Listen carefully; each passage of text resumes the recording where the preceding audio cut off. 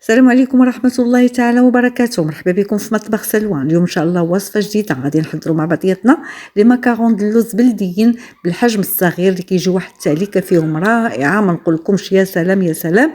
وكذلك كيجيو بلديين على حقهم وطريقهم، وكيجيو صغيورين هكا اللي كنزلوهم غير في لي بونبونيير كيجيو ممتازين بمعنى الكلمة. انا كنت حضرت فرصة سابقة في القناة لي ماكارون بلديين بشوية في الحجم الكبير مقادير اخرى. المهم هنا غادي نعطيكم المقادير اللي بسيطه جدا. عندي نص كيلو ديال اللوز اللي يكون بالقشره ديالو، غير كنمسحوه وغادي نطحنوه. هانتوما شتيو عندي هنا 500 غرام. عندي هنا غناخذ عندي 4 البيضات، ولكن غير البياض فقط، غناخذ غير بياض البيض فقط. عندي 350 غرام ديال السكر سنيده، كيس ديال السكر فانيلا من فئه 7 غرام، ومعلقه كبيره ديال الجليكوز. هادو هما المقادير. وعندي رشيشه ديال الملح صغيره باش كنحسنوا الذوق.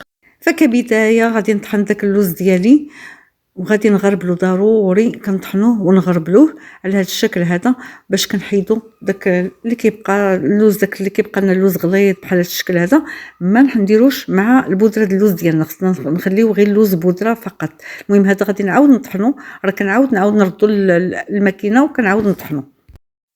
هنا صافي ملي طحنت اللوز وغربلته كنضيف له ديك 350 غرام ديال السكر سنيده، وكنضيف كذلك داك الكيس ديال السكر فانيلا من فئه 7 غرام صافي. وكنخلط هاد السكر مع اللوز. هانتوما شتيو ما بقاو فيه لا حبيبات لا حتى حاجه، كيولي لنا اللوز ديالنا البودره ديال اللوز ديالنا رطبه. كنتخلصوا دوك الحبيبات وداك البقايا ديال اللوز اللي هنا كنفصل البياض البيض على الصفار. غنحتفظ بداك الصفار، ما كنرميوه شي، غندير به حلوه اخرى صافي. هنا المهم كنبقى نستمر حتى كنحيد هذاك الصفار على البياض كاملين بربعه بهم، دوك 4 البيضات كاملين، وكنخلي الصفار جانبا. هنا بقات لي وحده غادي نحيد لها حتى هي البياض ديالها. هنا غادي نضيف واحد المعلقه كبيره ديال الجليكوز لهذا الخليط ديال اللوز والسكر. هذا الجليكوز هو اللي كيعطينا التعليكه لهاد لي ماكارون ديالنا. وغادي نضيف دوك 4 ديال البيض. هنا ضروري ما كنخلطوا بواحد الشكل جيد، يعني ضروري ما كنخلطوا حتى كينسجموا. راه في الاول غيجيكم بحال البيض ناقص، ولكن راه ما ناقص حتى حاجه، ما ناقصه. هانتوما غير بقاو تجمعوا وعطيوها شويه الدليك، لان كتبغي الدليك، وداك الدليك هو اللي كيجيبها حتى هي معلكه. ديك المعلقه ديال الجليكوز وداك الدليك باش كتجينا لي ماكارون ديالنا معلكين. هانتوما شتيو راه كنخلط وكنحاول ندلكها، راه كتكون شويه معلكه، هي اصلا كتخرج معلكه، ولكن غير دلكوها راه حاولت ما نقطعش نهائيا الفيديو باش تشوفوا بان دوك 4 البيضات وداك المعلقه ديال الجليكوز راه قداتني باش جمعت داك اللوز ديالي، يعني راه كافيه باش جمعت داك اللوز ديالنا. نتوما شتيو كنعطيها شويه دليك. فانا ملي كندلكوها مزيان مزيان كنغطيوها بواحد بلاستيك غذائي وكندوروها في المجمد واحد ربع ساعه، ضروري ومؤكد 15 دقيقه نخليوها في المجمد. هنا من بعد ما دازت 15 دقيقه صافي كنجبد الحليوه ديالنا من المجمد. شوفوا كيفاش كترجع، اصلا هي معلكه وكتزيدها واحد التعليكه داك المجمد. المهم نتوما شتيو غنبداو نكركبها مباشره ملي كنخرجها من المجمد. انا درتهم بالحجم الصغير، الحجم كتحكموا فيه نتوما. هذه بغيت نديرهم انا غير في لي بونبونيير كيجيو رائعين، كيجيو ممتازين.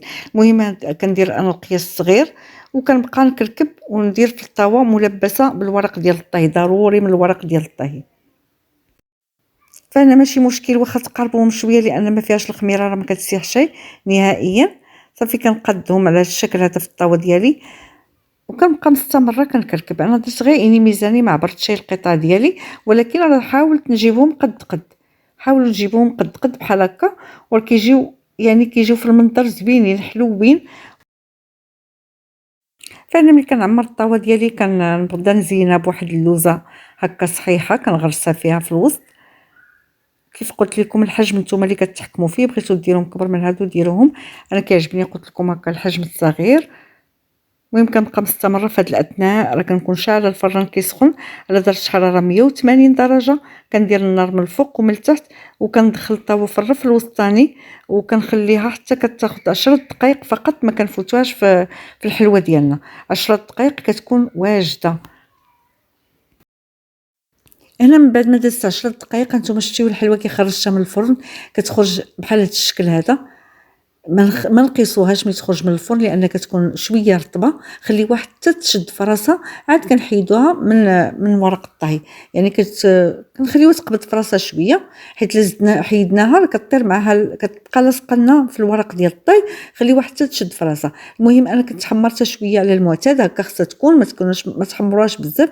شوفوا التعليكه ديالها كيفاش دايره، كتجي معلكه ومذاق ما نقولكمش على مذاق فيها ممتاز ممتاز بمعنى الكلمه. المهم التعليك تاع هانتوما شتيو راه كتبان غير ملي هكا نبرك عليها باليد ديالي، راه كتبان بانها معلكه وممتازه بمعنى الكلمه. المهم انا بغيت نديرها بالحجم الصغير، تبارك الله خرجت لي واحد الكميه كبيره 82 حبه. الا بغيتو ديروهم كبر من هكا ديروهم كبر من هكا، حيت انا بغيت ننزلهم اما في طبيصلات صغار بحال هكا، اما ما غنديروش طبسيل واحد، غنفرقهم بحال هكا شي 4 طبيصلات ولا هكا، ولا في البونبونيير كتجي واحد المنظر، كتجي هماويه، حتى في البونبونيير كتجي هماويه وكتجي رائعه. المهم كان اقتراحي اليوم هو هذا الحليوه ديال لي ماكارون، بسيطه جدا، نتمنى تجربوها لان فعلا تستحق التجربه. نتلاقاو في فيديو قادم ان شاء الله الرحمن الرحيم.